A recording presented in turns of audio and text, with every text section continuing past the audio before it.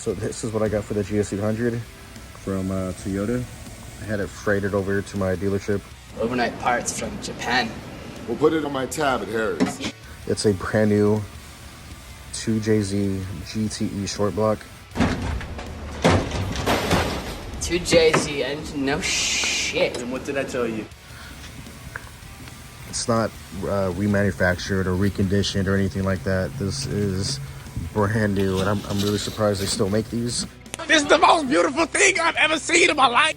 Considering the last time a car came with a GTE was like a 98 Toyota Supra in the States. Maybe, I'm not talking about JDM, I'm just talking about, like, you know, here in the States or whatever. So yeah, brand new, never used GTE. GTE is also known for having the oil or the piston squirters, what I call them. It's just, they kind of spray the underside of the piston and they help keep the temps down. They help lubricate the wrist pins. And I mean, you got to figure, right? If the piston is cooler, maybe it'll help fight off detonation and just be that much more safer. But yeah, there's a reason why the GTEs are so strong. So I'm just gonna leave it all original. It's already pre-assembled, pre-torqued. All the clearances are as Toyota intended. So yeah, this block is good to go. I'm gonna go ahead and swap over my GE head. Everything from the GE I'm gonna swap over just onto the GTE block. So just today, I actually painted and clear coated the upper pan for the 2JZ. I used an aluminum colored Rust-Oleum high heat paints and Spray Max's 2K clear coats. And this is the outcome. I think it's pretty slick, but nice. I mean, it's not perfect because it's like raw aluminum, right? And you see some little specks here and there, but it's really just the metal.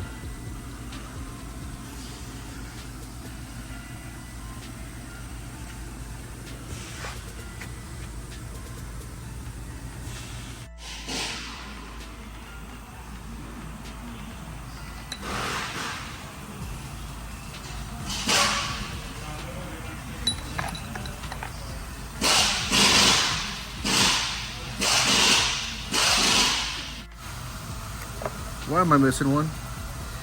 No way. Bro. Oh my god. Dude, I thought I lost one. That was scary.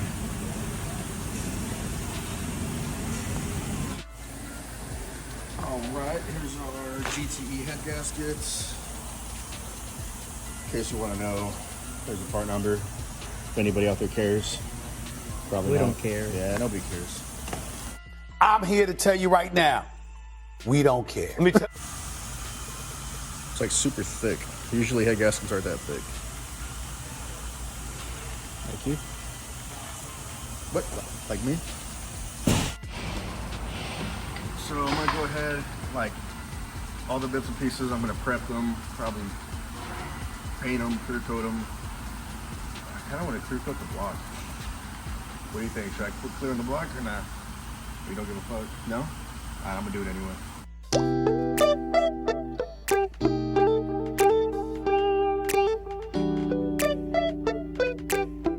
Guys, quick update. We're loaded up for the machine shop. We got the 5.3 block in here to get bored over and decked. Same thing with the 2JZ head. I'm gonna get that decked and cleaned up. Gonna get the LS heads decked and probably extract the bolt in there while it's there. Let me tell you about some things you got to do on this 2J. It's not like as simple as an LS head. For the 2J, they have these buckets and shims. Every valve is shimmed specifically for that particular valve. So make sure you just label it, you know, exhaust, intake, keep them all in order. All the cam caps are in order. I have the other caps off to the side, but the cam caps are labeled as well, so you know what order they go in from the factory. So these aren't too critical because you can you know, read the labels, but these you might want to write on them, mark them, keep them in order, do what you got to do. Same thing with the valves. The valves have to match the buckets.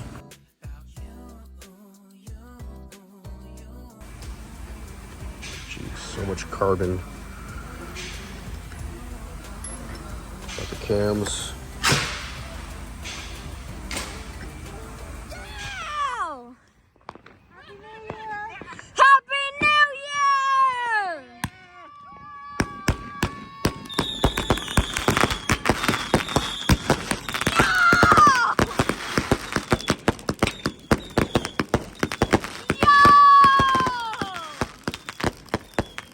So the head is back from the machine shop. I just had them deck it, and they said they cleaned it up, but it's still pretty dirty. I'm gonna clean up more carbon on the runners. Right now I'm lapping the valves. Let's see, I've done all of these except for this one so far. Let me show you like a before and after.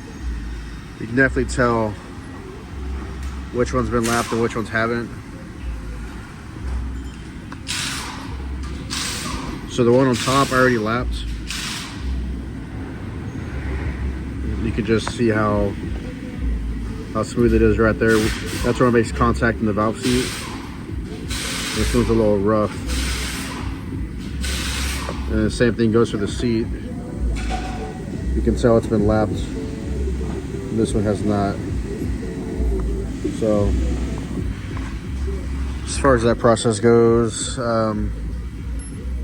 I've got my compounds, I've got my coarse, I've got the fine. Just getting a little dab will do you. I'm using the old drill bit and a hose to get it spinning good, and let me show you. So here's a before shot, before I lap it. You can see a little bit of pitting and stuff like that. I'm gonna go ahead and lap this one valve and show you the after and how much better it's gonna look. So this is my little setup. Hose on a drill, I'll stick the hose on the valve stem.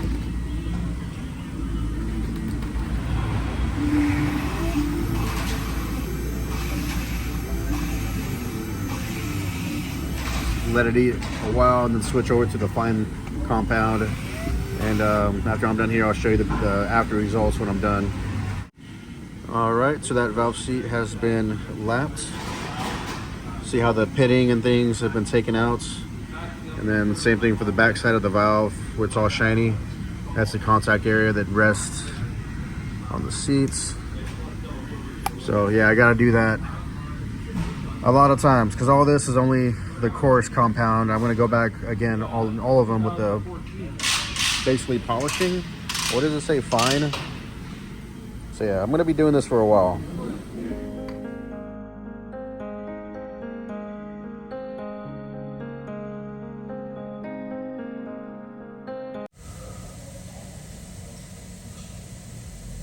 Is it working? I think so.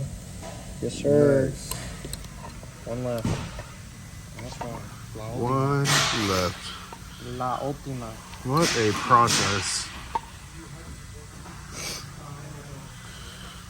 Bucketed half of it. Fucking. All right, so right now I'm checking the lash, all the buckets, and they're all within spec. On the intake side, you want it around 8 thousandths. On your exhaust side, you want about 12 thousandths. And they're all in that range. I dotted them, except for this one. This one's pushing 17 thousandths. So this one needs to be tightened up. So basically, you gotta, remove the camshaft and reshim the bucket to tighten up that tolerance.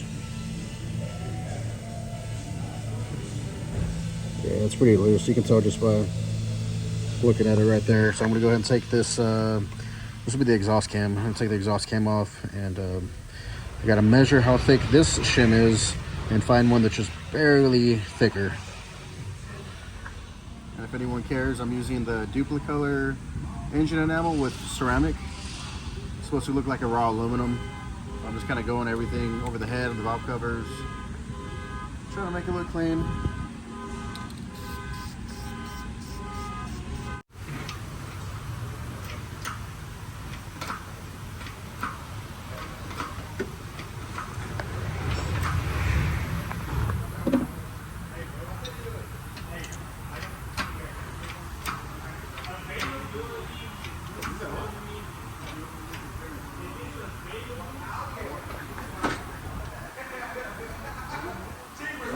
Oh, there's a ground over here. Shit. Look at this little guy holding on for dear life. God. Jesus. The little ground that could. It's a guitar string now. Play some tunes, dude.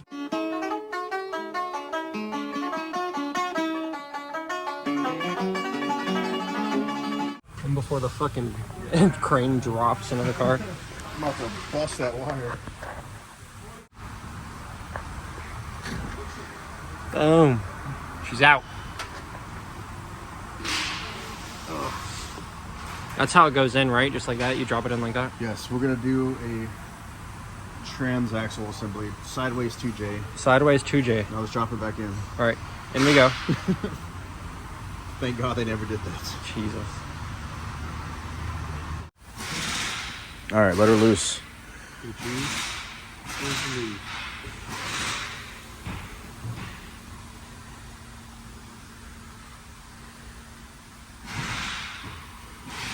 The eagle has landed. Nice. I tightened up the tension on there again. No problem, huh? Kind of start with like intake manifold, I guess. Accessories? Accessories. If we get the manifolds out of the way, that'd be a good start. The intake and exhaust manifolds. Yeah. That'd be pretty sick. Because we can't really do anything else yet. Because we still have to put on all the covers for the front to do this. Yeah. And this stuff's gonna get painted, right? Yeah, all the You're gonna accessories. paint the timing cover? No, I'm gonna try to recondition it. If not, I might. I don't know. Depending on how it comes out. We'll see. Yeah, your timing belt's fucked, dude. I'm gonna paint my belts, timing pulleys, all that stuff. Okay. My intake manifold ready to come off. Oh, you can. This is just like a vacuum. Let's see. Yoink.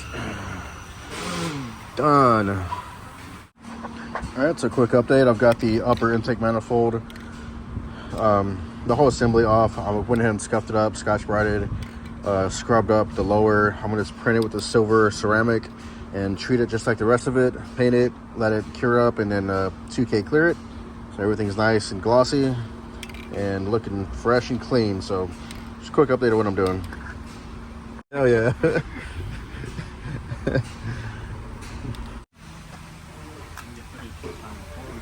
Did I hear camera?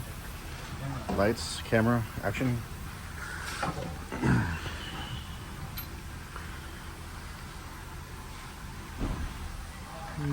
It's a lot of holes. Yeah.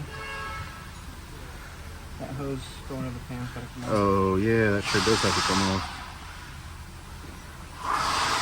My hands are full, so I can't fucking get it. Any clue who could get it? No fucking clue, bro. Who's gonna help you out with this one? I don't know, man. I'm gonna have to call fucking AAA? Diego or some shit. Fucking door. Where's she at?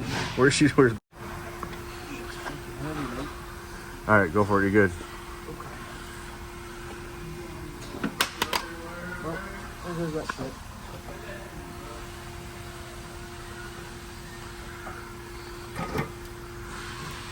Nut up or shut up. Nut up or shut up, dude. All right, I'll shut up then. Here, you want to get it done on that side?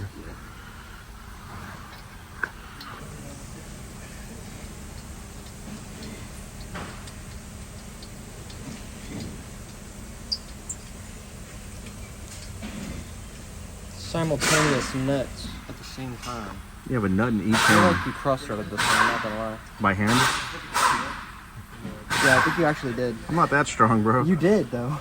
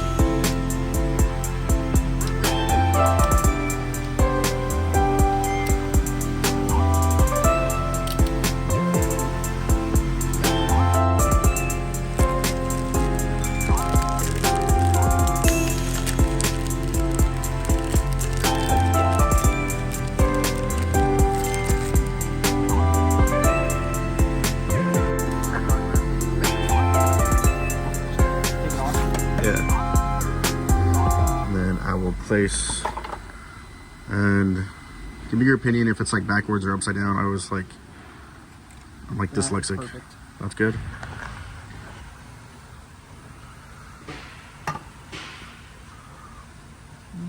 Got it.